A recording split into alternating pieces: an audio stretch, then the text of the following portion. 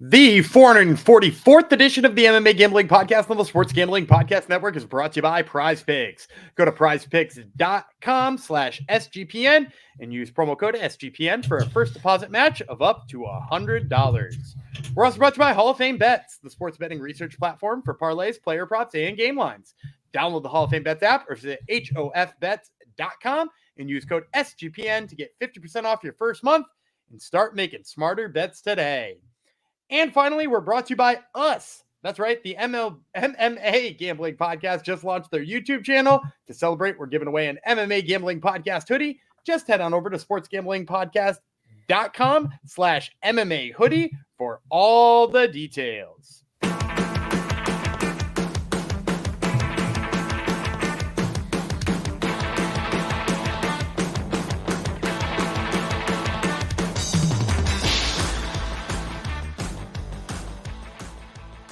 Code 444 of the MMA Gambling Podcast. 4 is an unlucky number in Chinese. I mean, because it sounds like death. So this should be a very unlucky episode. Do not follow any of our picks. But luckily, the event we are speaking of is not in China. So we're okay. We're not going to die. Thanks for coming to the show. I'm one of your hosts, Jeff Chalks Fox, the chalky half. Apparently, I don't know if I still am or not. We'll see this episode. This episode is dedicated to all the people who give out full size chocolate bars on Halloween. They are the true heroes, and we salute you.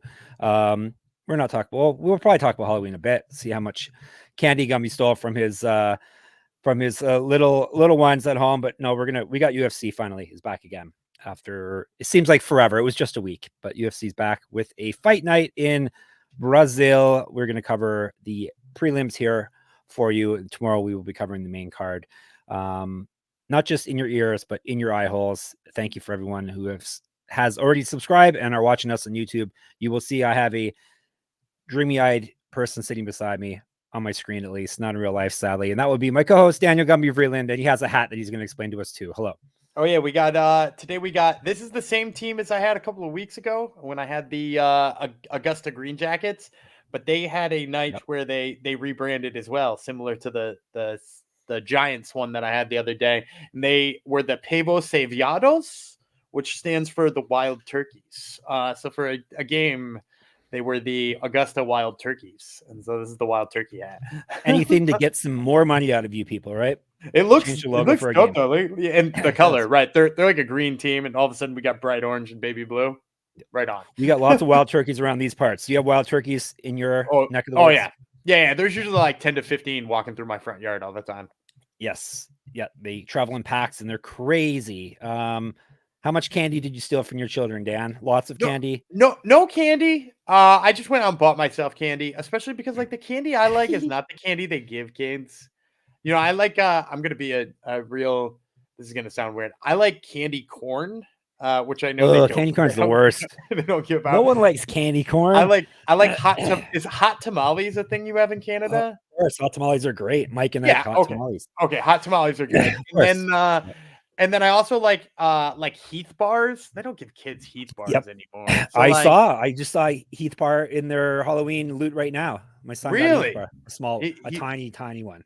Yeah, and so if there were a whole bunch of tiny ones, I'd probably take all those because it would just like stick in their teeth and they wouldn't know what to do with it because they're little. But yeah, no, they don't get. It's just like all Snickers and like Hershey bars now. So I go get myself some hot tamales. That's because Gumby wins money. He makes money. He's an earner. He doesn't have to go beg for candy at people's houses. He hits a bunch of winning picks. So that's the key there. For the Gumby man. Anything else to discuss before we jump into this card? We had a last minute replacement jump in here. Someone I probably should remember from Contender Series, but I realize I don't. There's a bunch of people from Contender Series I don't remember that are on this card. It took me low-key a second to remember him from Contender Series because even I was like, oh, I remember that name. And then I asked myself, did he like pull out of the Contender Series fight? And then I just went back and watched. I was like, oh, the fight was kind of a memorable. Because he was the one who won by knee bar, right? And then that's what we're talking about. The guy who wins by knee bar and then like didn't look good in the rest of the fight. Really? I see him giving a guy a rear naked choke here. No, wasn't it? He put Dylan Mantello to sleep with a rear naked choke. So Gumby does remember. Oh, was there a knee bar attempt early? Did he have a knee bar in the regional scene? Why do I want to say knee bar with this guy? Your lips were moving, but I didn't. Oh, no. Knee bars. Far away. We're talking about different people, I think. Oh, okay, good. I'm talking about the guy that just stepped in last minute. Yes, we're talking about different people because there's another guy who stepped in fairly last minute. Right. Okay. Hugo, who hit himself a knee bar. So we were talking about. Yep. We're talking about different people. We are. I don't remember any of them. Well, I kind of remember. I have to look at their face and like, okay, I think I remember that guy, but it doesn't matter. I still tend to hit my picks whether I know these people or not. So thoughts on this here fight card. First of all, we're lucky Derek Lewis was released from jail and was able to make it to Brazil. Have we heard if he's in Brazil yet? I think he is. I saw a couple of interviews that came out with him lately. And I'll just say this too, like, yeah, we are lucky because it saves the fight for Jalton, but I feel like that's really the only way we're lucky, right? Like at the end of the day, Curtis Blades would have been a way better fight here. Yeah, for sure. But if you're driving a Lamborghini, you have to go 136 miles an hour. What do they expect from you, right? I mean, I don't know the rules surrounding that. What did you say? Yeah. But does he have a Lamborghini? He probably does. He's made a lot of money with the UFC because he's a company man, which he's showing this week. He's filling in his opponent's native land at last minute, so I'm sure he's being compensated for that. I don't know that he has one. Yeah. He sort of feels like the guy who would somehow have access to one without owning one, doesn't he? Maybe. Yeah. Apparently there's a lot. He claimed it wasn't him anyway. So there's a bunch of people that look like him in Texas currently. Big, huge, massive beast like he is. All right. We're going to 13 fight card. Nothing fell. Well, some fights fell through, but nothing fell off the card. We had replacements as we were speaking. So we were going to talk about all the prelim fights, a lot of newcomers, stuff like that. So some you, like as we said, you'll know from the Contender Series, some you will not. Gumby will fill us in for the ones that you do not. If you don't want to do the actual research, I actually watched some film. What do you think of that on some fighters this week? It's crazy, right? It's sometimes a good sign when you do that. Yep. Crazy. I don't know. I should keep track of whether I'm better when I do that or not, but probably not. I'm pretty good just going off resumes, but you know what else is pretty good? Prize Picks are pretty good because they are now sponsoring us again. The good people at Prize Picks, with the basketball season here, you can now pick combo projections across football and basketball from the Specials League, a league created specifically for combo projections that includes 2 or more players from different sports or leagues. For example, LeBron James and Travis Kelce at 10.5 combo of 3-pointers made and receptions. So if James and Kelce get 10.5 threes and receptions made, boom, you would win, for an example. So that sounds pretty fun to me. Plus, Prize Picks even offers a reboot policy so that your entries stay in play even if one of your players gets injured. For football and basketball games, if you have a player who exits the game in the first half and does not return in the second, that player is rebooted. Prize Picks is the only daily fantasy sports platform with an injury insurance policy. I usually ask you for winning plays. Do you have a Prize Picks winning play, Dan? Yeah, I'd like any of the plays you do. Yeah. I just say, you know, if we're looking for higher thans on some of these basketball players, I'm in the higher than, and I think I've given this one away because I'm a homer on it. Domantas Sabonis on the boards. Because I've been seeing 12.5 as the higher than or lower than on Domantas Sabonis, and he's coming back off back-to-back games with 18 and 15. So give me some of that Domantas Sabonis love. And he went to Gonzaga, so he went to Gonzaga, obviously. Yeah. All right, here's what you all have to do: go to Prize Picks, PICKS.com/SGPN, and use code SGPN for a first deposit match up to $100. That's prizepicks.com/SGPN, and the code is SGPN. Prize Picks Daily Fantasy Sports made easy. And we're finally, for this part, brought to you by, if you're watching on YouTube, you'll see we're brought to you by us, the SGPN MMA Gambling Show, because the MMA Gambling Podcast, that would be us, just launched our YouTube channel. In honor, we are giving away an MMA Gambling Podcast hoodie to one lucky winner. Head over to sportsgamblingpodcast.com/MMA hoodie, HOODIE, to submit your entry today, and make sure to subscribe to the MMA Gambling Podcast on YouTube. Boom.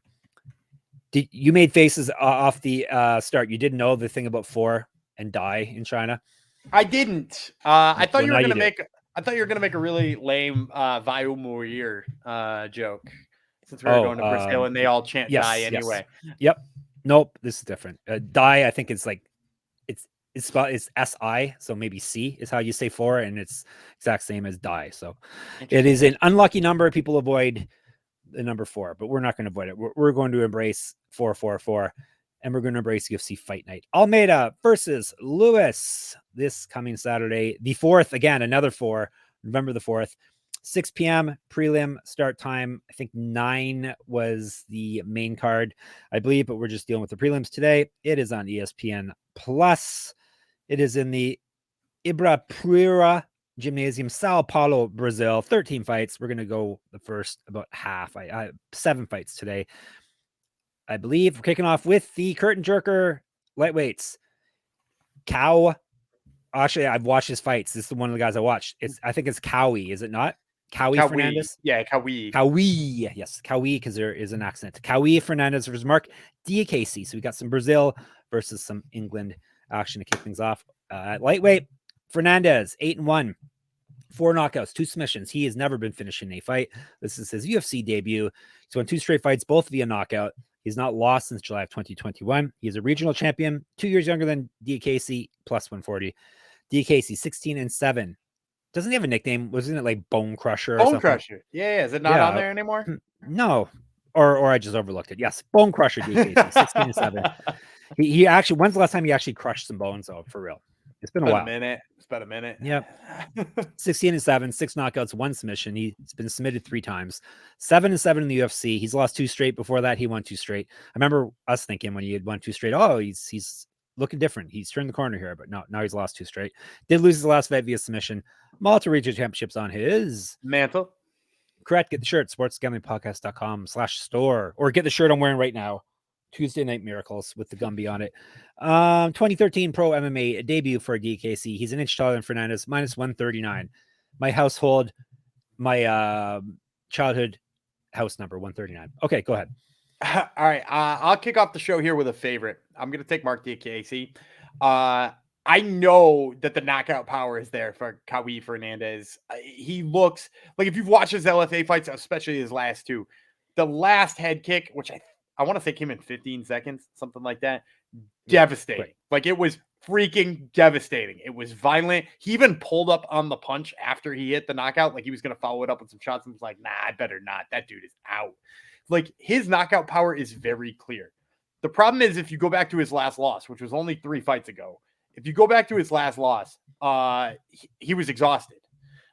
He looked so tired in the second round because he does throw really freaking hard.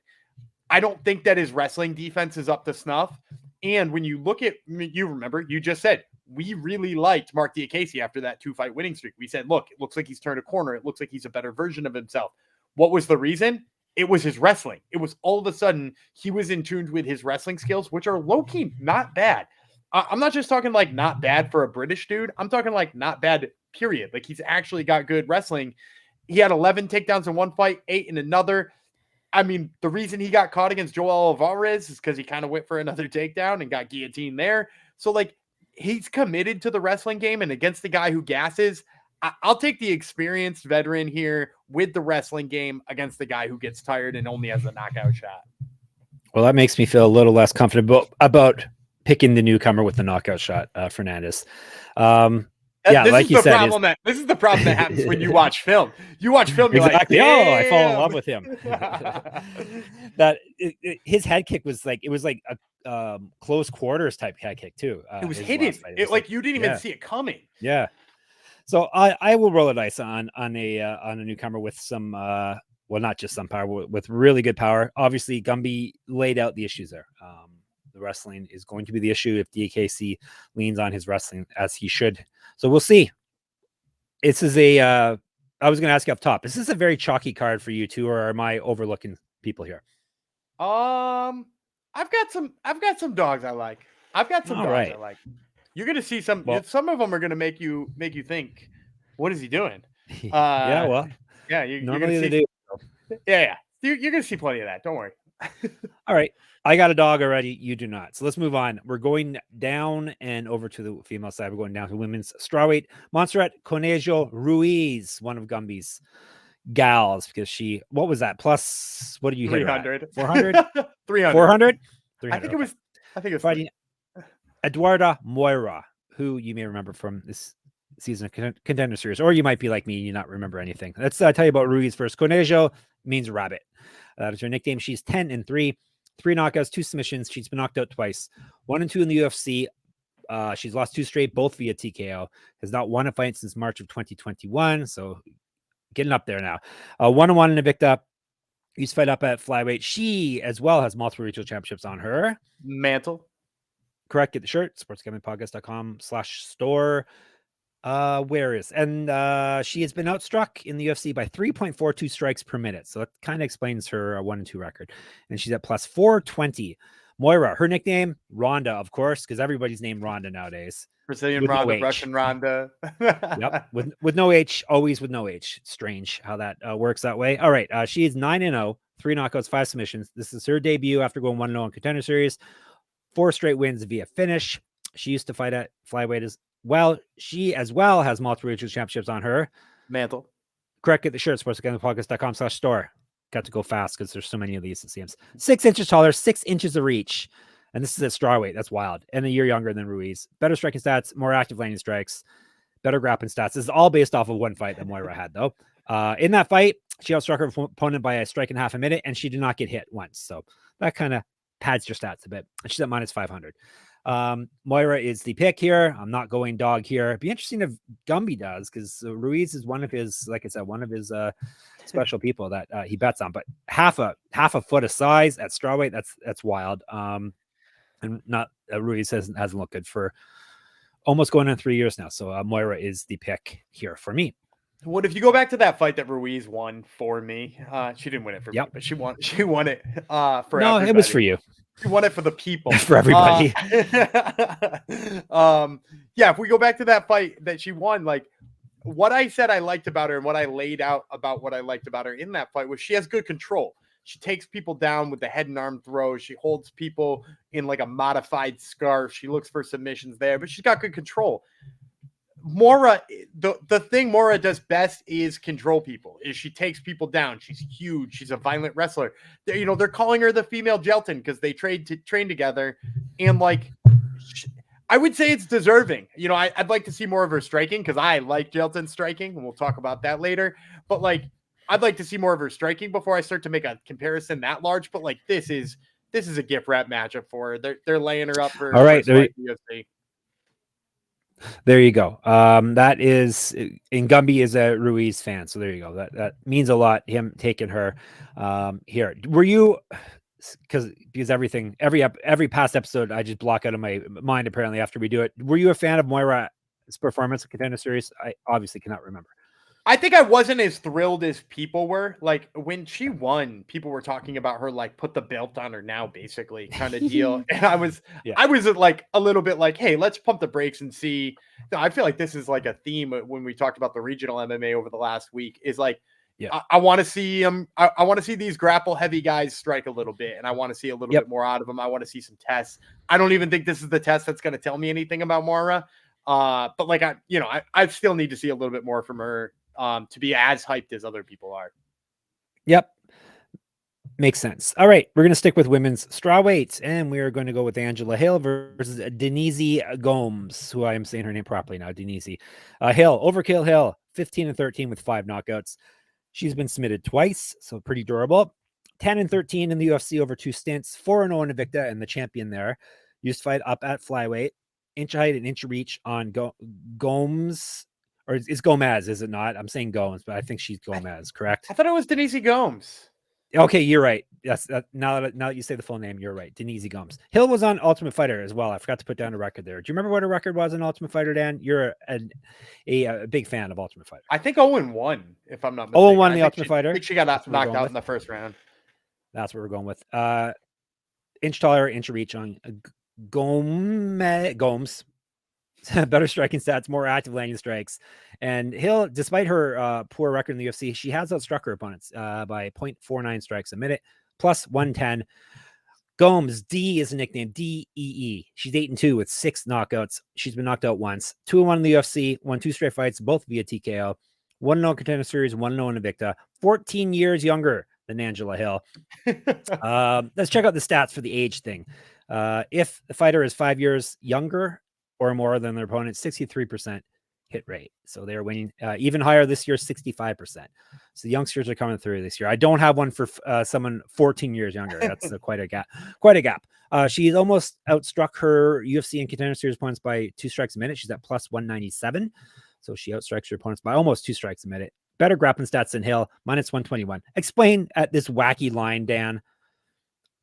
I approve, but explain. I don't think you're going to approve the way that I'm going to explain it to you. You're picking Angela Hill. Oh, my God. I'm picking Angela Hill. I think Angela Hill is one of the best values on this card. I think, don't get me wrong, Denise Gomes hits like a truck. Now tell me who's knocked out Angela Hill. Now tell me who's put their hands on Angela Hill and knocked her out. And nobody ever is put their hands on Angela Hill. And in addition to that, let's talk about what's been problematic for Denise Gomes in her career. Because remember, only a few short fights ago, we were sort of off the Denise Gomes hype train, right? We went from being like, oh, it's not so bad on Contender Series to suddenly being like, oh, wait a second. She got bodied up by Loma Lookboonmee. She got bodied up by Loma Lookboonmee and outpointed by her. And I'm not hating on Loma, but my point is that Angela Hill does some of the same things that Loma does. She gets in the clinch. She tries to land her strikes there. She wears on you. And if Denise Gomes couldn't hit Loma Lookboonmee in that amount of time and knock her out, I don't think she can knock out Angie. I think Angela Hill is going to dance around her. I think when she does get into the clinch, she's going to absolutely body her up against the cage. And I think you're going to see a veteran-ass performance out of Angela Hill and have her cash as a dog here. All right. Obviously, I'm not taking Angela Hill. I know you're not. I took your I love the line. You're just a power head this week. You just love all the power hitters. Hour and 14 years younger. Come on. And fighting at home, obviously. Gomes is the pick. Gumby gets crazy with his underdog sometime, but that's okay. Because once in a while he hits them and everyone thinks he's so smart because he hit an underdog, right? That's right. This one won't be the craziest one. You know what? Actually kind of a close line. Yeah, it's true. I was shocked when I saw that line because we have a lot of very large lines this week. But yeah, that one surprised me. What doesn't surprise me is how great Hall of Fame bets are. You knew where I was transitioning. He put it up on the screen before I even said it. Hall of Fame bets. Win bigger by betting smarter this NFL season with Hall of Fame bets, of course. The sports betting analytics platform for parlays, player props, and game lines. Research every NFL, NBA, MLB, and soccer bet with historical stats and data. Enter any parlay idea into Hall of Fame bets revolutionary parlay optimizing tool to get hit rates broken down by leg, as well as an expected probability for the entire parlay. Sort all players by hit rate for any bet to learn which players are hot and which picks have value. Stop betting in the dark and join over 30,000 users researching with Hall of Fame bets to craft more intelligent, data-driven parlays. Download the Hall of Fame bets app today to craft more intelligent, data-driven parlays. Download the bet or visit hofbets.com and use code SGPN to get 50% off your first month today. Start researching and start winning with Hall of Fame bets. I was distracted because my light turned off and I've been trying to fix it, and Gumby caught me on camera trying to fix it because he cut back too early. All right, let's move on. Let's get away from these women's strawweights for a little while and go to men's light heavyweights. Vitor Petrino versus Modestas Bukauskas, who is a guest on Gumby's other podcast this week, Top Turtle MMA. It hasn't dropped yet, has it? I think by the time people are hearing this, it will. Okay. Yeah, I think they'll probably drop at the same time. I love Bukauskas's accent, so make sure it's a good accent even without the name that he has, but his name makes it even better.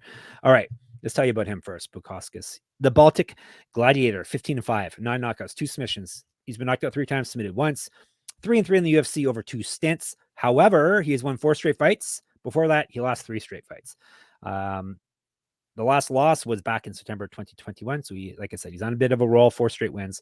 Was the Cage Warriors champion as well. Was a regional champ on top of that. So he has a mantle for sure. Used to fight down at middleweight, an inch height, inch reach on Petrino, 7 years younger. He's been outstruck in the UFC by 0.67 strikes a minute, plus 185. No love for Bukauskas. Petrino, a cow is his nickname, or ICAO. Do you know anything about that, Gumby? What it means? How do you say it? Okay. I don't. I'm going to say a cow. 9-0, 6 knockouts, 1 submission, 2-0 in the UFC, 1-0 contender series. Won his last fight via submission. He's outstruck those 3 opponents, UFC and contender series, by 0.51 strikes a minute. Better grappling stats than Bukauskas, minus 200. Give me another dog, Gumby. Bukauskas is the pick. Petrino did not impress me, and his resume definitely does not impress me. Bukauskas is on a nice roll and way, way younger. 7 years is a pretty huge gap. So give me the Baltic Gladiator. Ditto. I'll take Bukauskas as well. Yeah, I mean, like, so the thing about this one is, to your point, Petrino, took a really long time to finish Marcin Prokhnio. He got tagged a little bit in that fight. You want to go back to his fight with Rafaelo, Boleto, who he fought on Contender Series. Like, he kind of had to tire Boleto out before he did anything noteworthy in that fight. They were trading bombs and stuff like that. But for a guy who's supposed to be this, like, big finisher, he, like, needed Boleto to tire out before he tagged him. And so Bukauskas is just like, I mean, he's sharp everywhere is kind of the beauty of him. Like, he stuffed takedown attempts from Zach Pounga and dealt with Pounga in the center of the cage. He traded hands with Tyson Pedro. He's looked extremely good since being let go by the UFC. So, yeah, I like Bukauskas in this. And the fact that you can get him at 2-1 against a guy who's unproven against this level of talent, I mean, I got to just expect that this is like a hometown bias here on these lines. Was Bukauskas speaking to you while he was in his slump? I don't think so. I think you turned it around. Did you not? Or was he talking to you in the olden days? I may have been interviewing him all the way back then. I interviewed him when he was in his first stint in the UFC, when he was in his second stint in Cage Warriors, and now back to his second stint. He's a frequent guest. There you go. So you're not we can't give Gumby all the credit, but I'm sure a lot of the credit goes to Gumby for boosting his confidence. Just wanting to talk to him is confidence booster enough. All right, we're going to drop down to welterweights.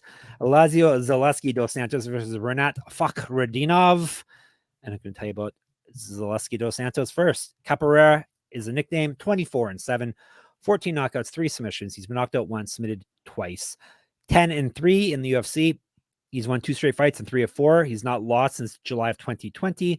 Regional champion, 2009 pro MMA debut. More active landing strikes than Fakhretdinov, and he's outstruck his UFC opponents by 1.38 strikes a minute. He's at plus 285.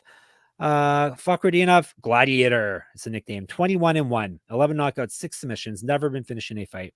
3-0 in the UFC. He won his last fight via submission. He's won 20 straight fights.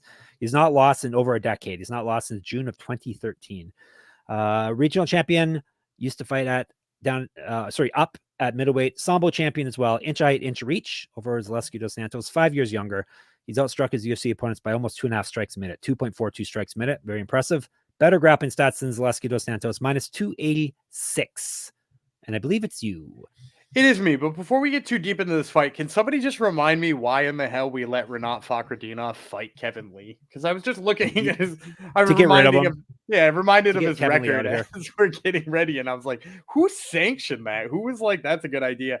No, the pick here is Rinat Fakhretdinov. I like Elizeu Zaleski dos Santos. I always have. He's not going to stop these takedowns, right? Like, I don't feel like he is.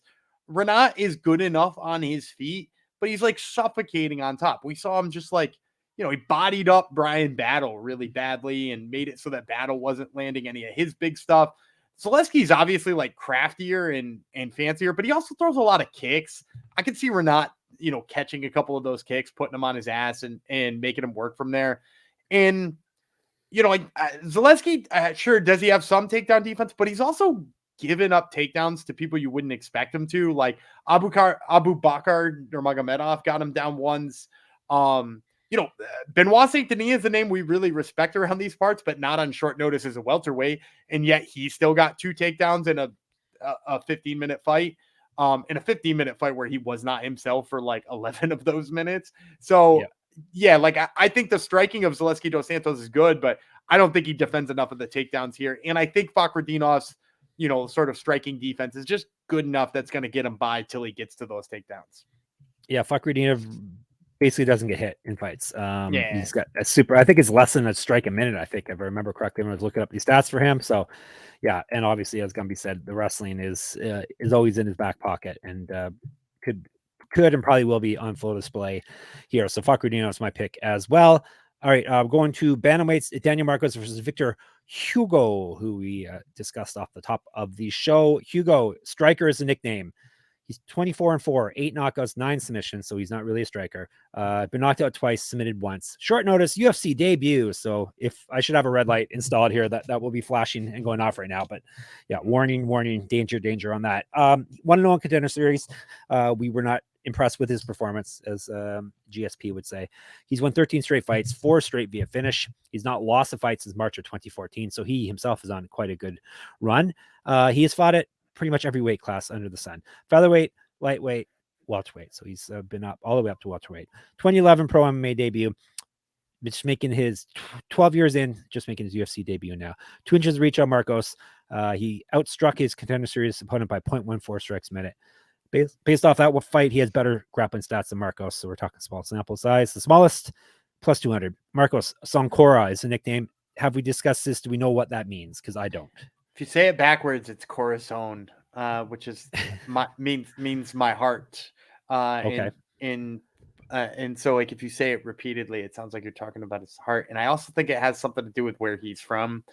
He told me about it one time. I interviewed Daniel Marcos using a translator, and also Boston Strong Charles Rosa set up his camera for him before we did the interview. Fantastic.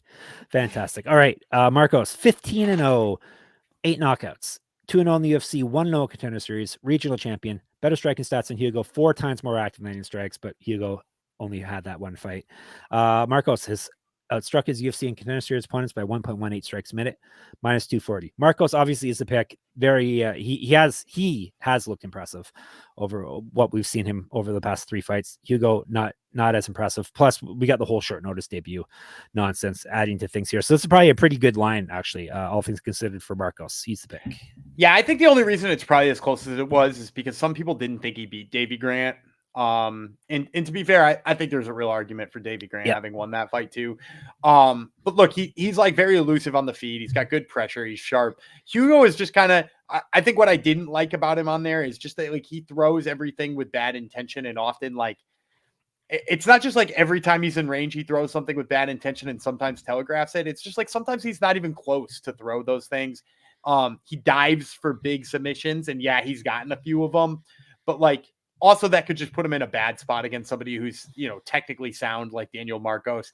I think Daniel Marcos dances around him, rips his leg absolutely to shreds, especially because he sits down on his legs when he throws. That's bad news against Daniel Marcos. Daniel Marcos is going to eat that for lunch. So give me Daniel Marcos just kind of by like tons of outpointing him.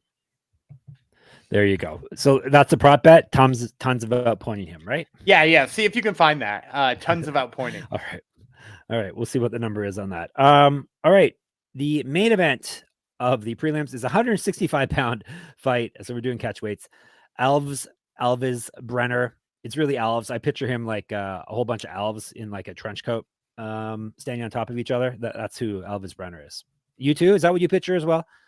Yeah, that's what I pictured. I mostly pictured that I needed to get this little like scrolly banner on the bottom look better. And now it is. Yep, there you go. All right, Brener versus I can't even say his first name, Dan. Keynan is I called him Kruschewsky, I remember, on Contender Series, but it's Kruschewsky, right? Kruschewsky. Yeah. Kruschewsky. Keynan Kruschewsky. Keynan Kruschewsky, and that they are both Brazilians. All right, Kruschewsky. Bahia is the nickname. Bahia. Do we know anything about that?